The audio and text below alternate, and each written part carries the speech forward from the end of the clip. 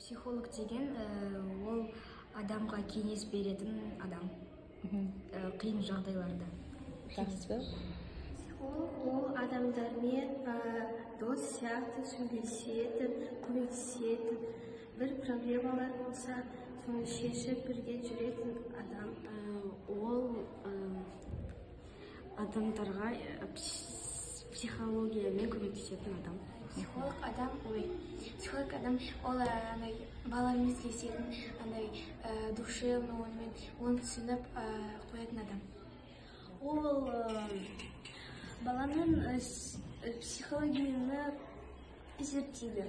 Психолог – это человек, который помогает решить проблемы в душе. Психолог – это тот, который помогает решить проблему тому человеку, который никому не может рассказать. Психолог – это человек, который помогает разобраться с разными вопросами. Например, в школе он помогает детям решить проблемы либо с одноклассниками, либо с школой.